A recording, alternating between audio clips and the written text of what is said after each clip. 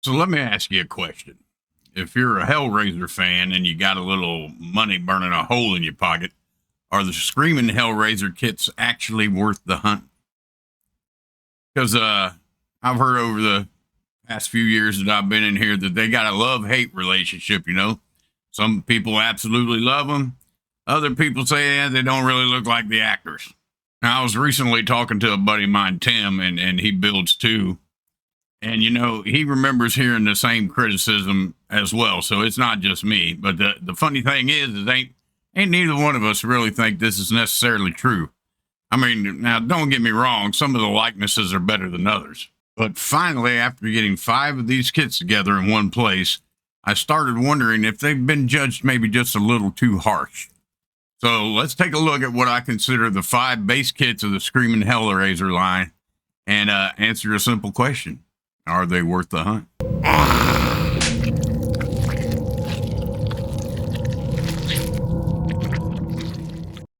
All right, now before we start looking at these individually, let's actually talk about what we're looking at here.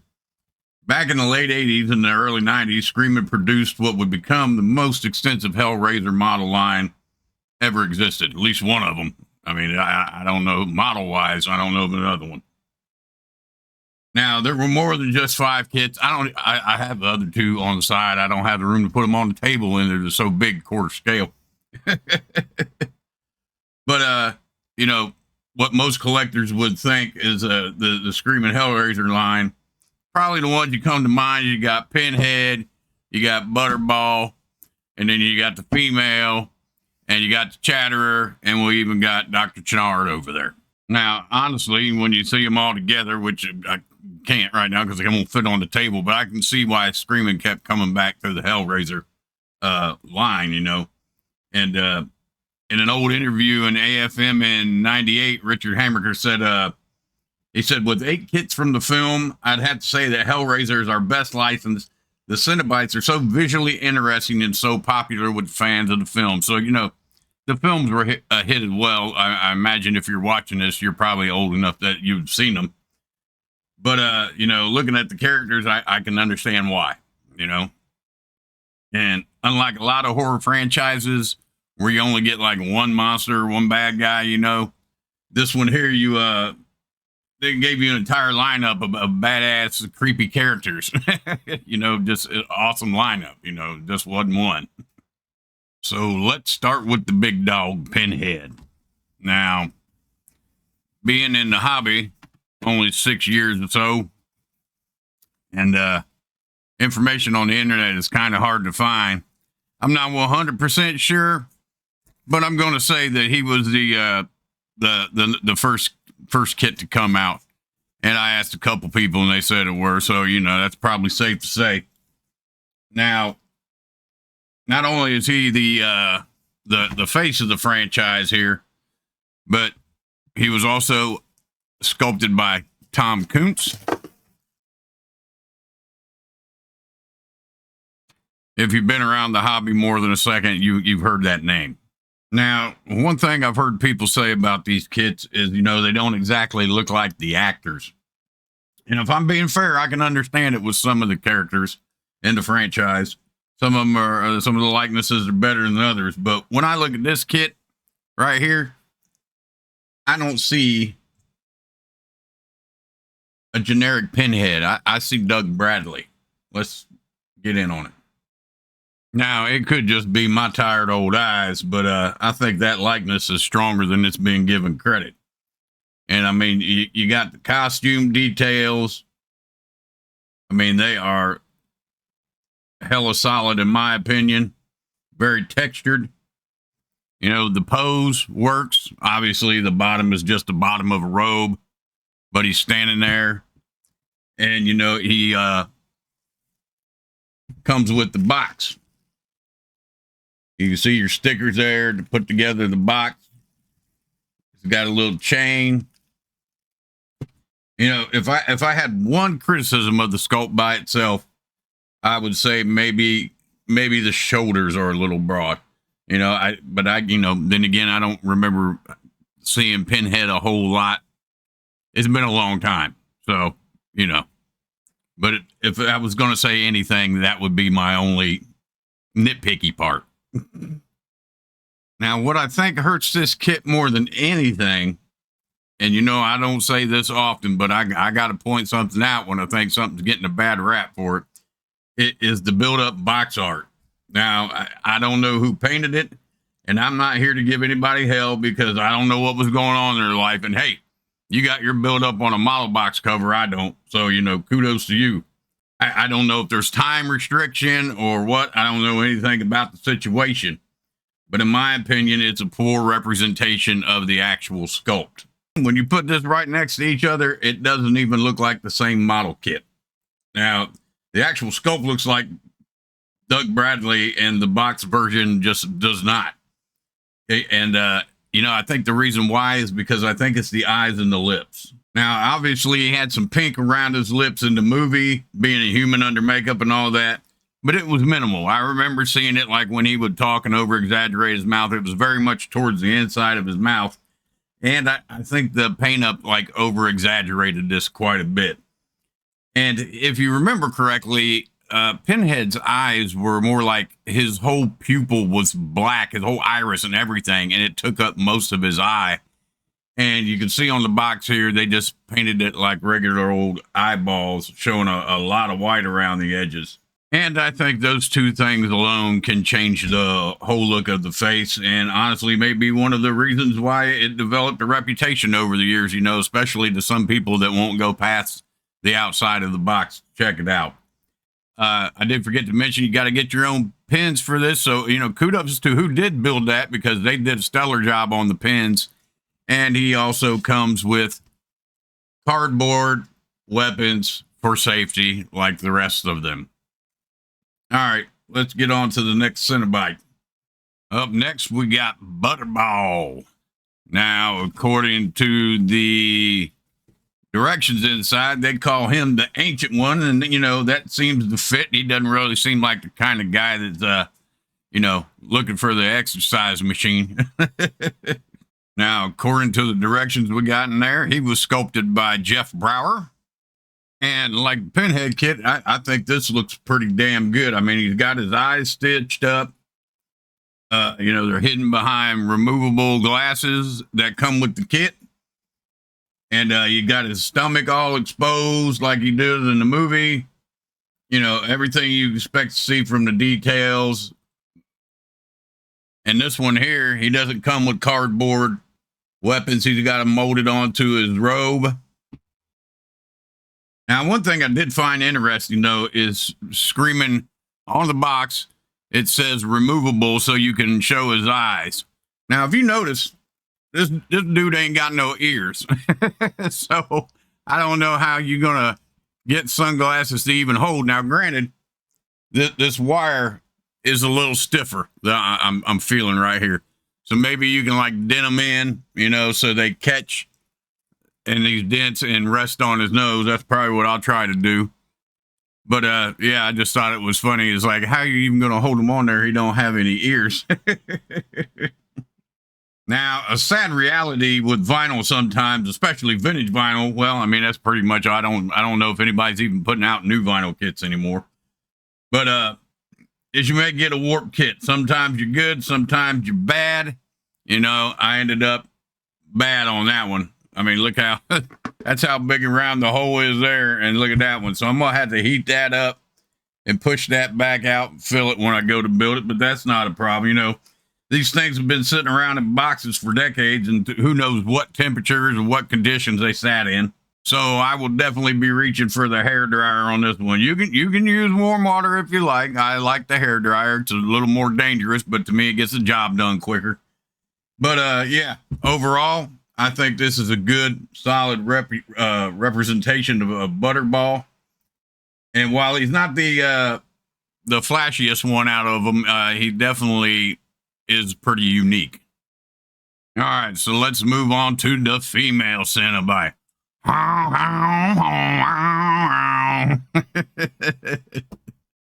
According to the directions, she was also sculpted by Jeff Brower. And an interesting thing is in the directions, it says that her name is unmentionable. And if you know, you know, it's probably safer that way. So everybody just calls her the female Cenobite. So, you know, as far as the scope goes, I think Jeff did a great job. Oh, she's actually got an extra part. Have you noticed so far that most of them are only 2 parts? She's actually got an arm you got to attach. If I was going to be nitpicky about anything on this one, it would be the size of her head, and that's it. It's just maybe a little too bulbous, you know, after I looked at a bunch of photo stills of stuff from the movie. Now, does it ruin the sculpt? No, I just think it gives her like a little alien-esque look, maybe. But not bad at all. Actually, great, you know, great job. You know, the costume, it's got all its details. Once again, none of these costumes that have, you know, failed. And that's what, you know, I heard a lot of people too about vinyl soft details, and I see very, very standout details in all this. I haven't been showing the bottom because they all wear robes, so it's just folded fabric. Yeah, she's got her neck gash, you know, just like in the movie. She got her cardboard weapons like everybody else, and then she got the neck wires. Now, at first glance, you know, when you look at the finished model, you think Screamin included like maybe some little tension rod, you know, hardware assembly pieces there. Those look like little like tension rods. But once you open these directions, you see to make the female's neck brace,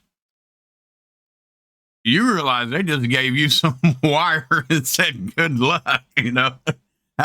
I don't know if Screamin thought that everybody had like prior experiences like a sailor or a merchant marine or hell, Boy Scout even. But it looks like you got to actually like make these little tension assemblies yourself. Now, don't get me wrong. I mean, it's a really cool feature, but man, I am not looking forward to assembling all that.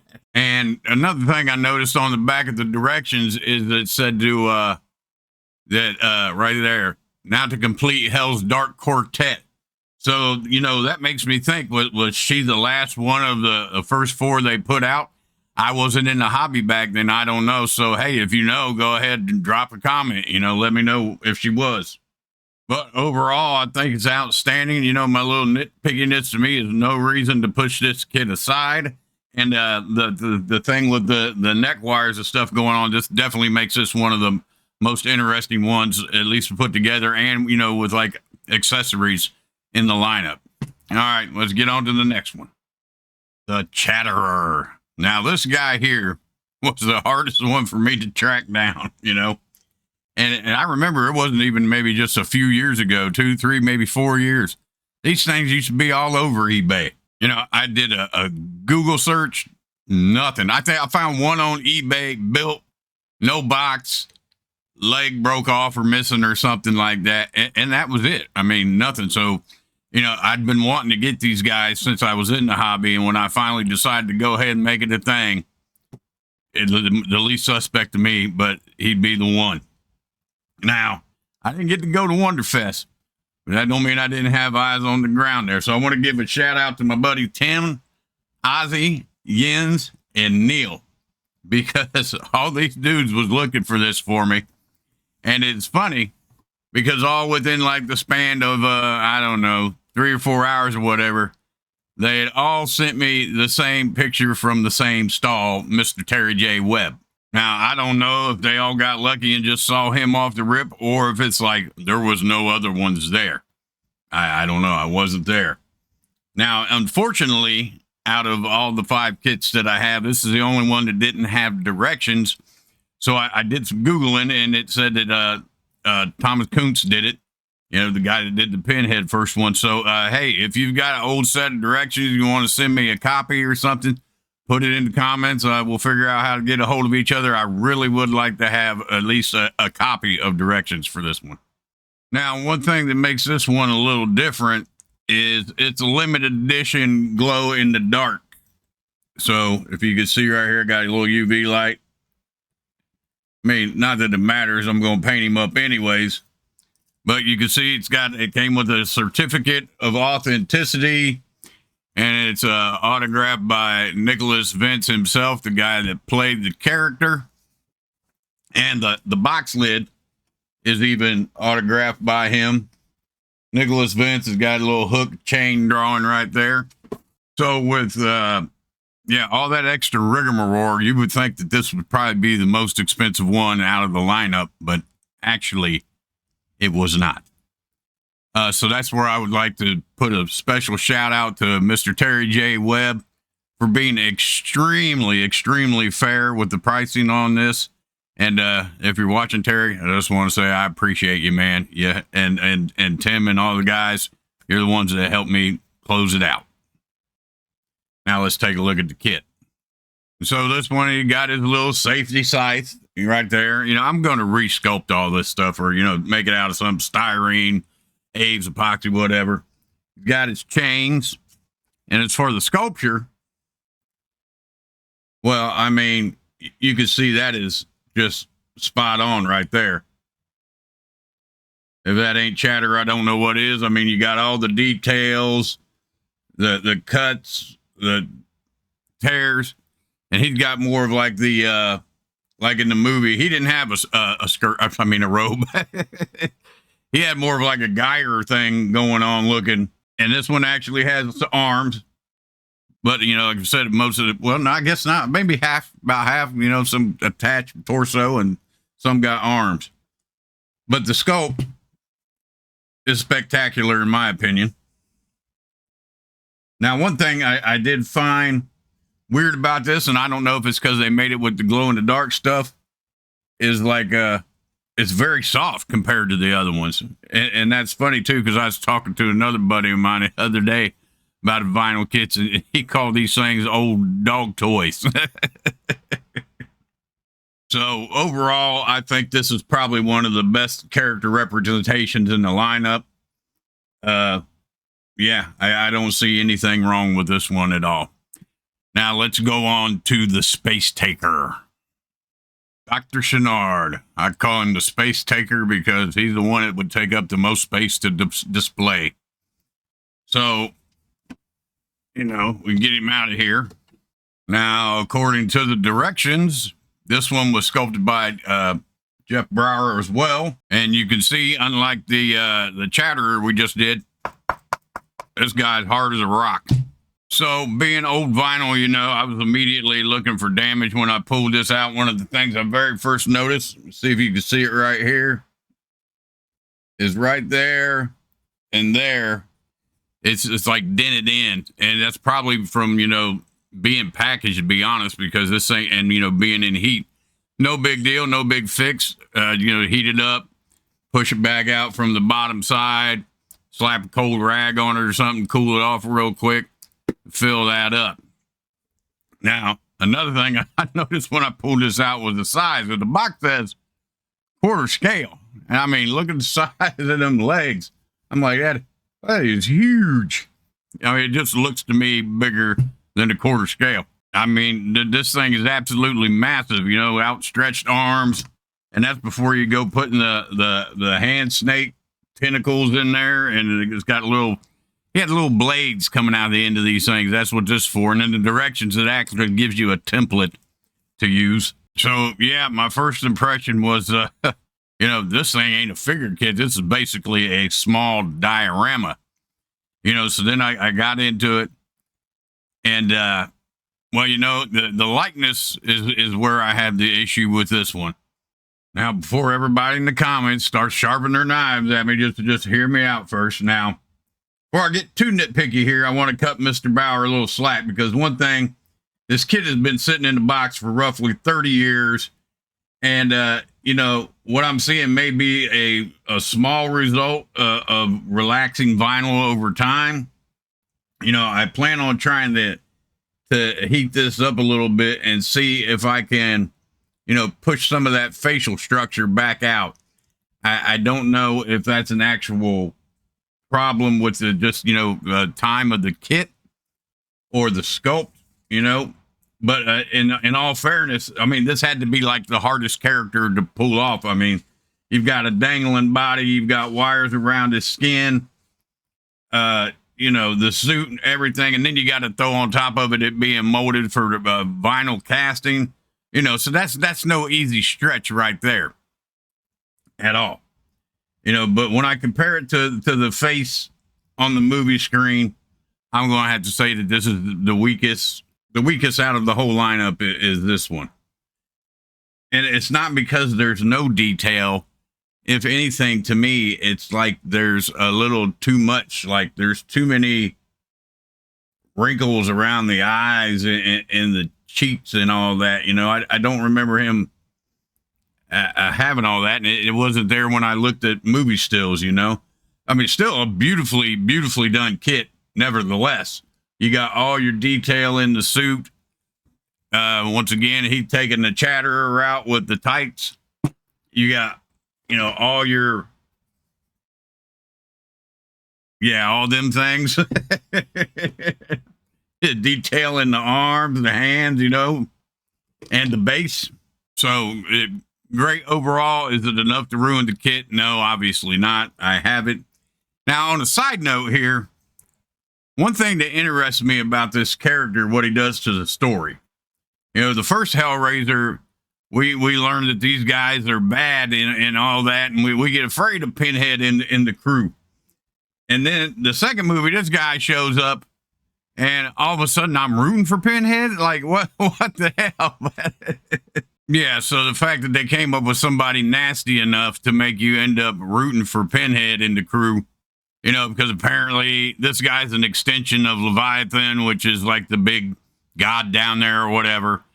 And this ain't Hellraiser 101 class, but I'm just telling you. And if you watch the movie, they're guilty of a sin of remembrance, and this is basically Leviathan trying to extract the judgment upon them. So even despite my issue with the likeness, I think this is still an impressive, massive kit. It's huge. It's awesome. And I think it's one of the most ambitious kits that Screamin ever did, you know. And but despite it all, either way you look at it, he's a space taker. All right, let's get you guys out of here. So, in my opinion, do these kits deserve the bad rap that they get sometimes? Absolutely not. Demon to some, angel to others? Well, you know, I think each one of these kits has a little bit of both, to be honest with you. And by that, I mean, some of these kits are a little more challenging than others. You know, some require skills that I didn't even know I was supposed to have. Like I've never been a Boy Scout, you know. Now, are they worth your soul? Obviously, nothing's worth your soul. But you can see that I have them. So I guess that answers the question personally for me. And trust me, it wasn't the easiest task, even though the Cenobites aren't my favorites. You know, being a child of the 70s and coming of age into the 80s where, you know, the horror was, these movies were, they're definitely up there in ranking in my book. Now, if they happen to be a favorite of yours, well, then hell yeah, they're worth the hunt. And if you decide to endure upon that hunt, I wish you the best of luck that I had. And at the end of the day, I was only able to get all of these because of good people. And trust me, you can never have too many of them in your life. So if you've stayed this long, and let me tell you, that one was a doozy, you apparently like this kind of stuff. So why don't you go ahead and hit that like and subscribe button. Is the easiest way to help the channel. It really does make a difference. And if you'd like to help a little further, I also have a Patreon at patreon.com/Boggy Creek Life, where we do a monthly hangout where we get together around an hour or so, talk models, build movies, life, whatever comes up. That's what we do over there, whatever we feel like doing. And if Zoom meetings ain't your thing, hey, I can dig it, you know. I also have channel memberships unlocked where you get loyalty badges, members only polls, custom emojis, and you can either bump up to the higher one, which is only $4, and you get early access to videos as well. And of course, you know, hey, if you just like to throw a little gas in my tank, there is a super thanks, and that basically works like a tip jar, one and done. But once again, I just appreciate your time and your interest. So, you know, share, like, comment, all that is just great as well. I genuinely appreciate every one of you, and until next time. Be good to each other. Model on. Sit, Rocco, sit. Good dog.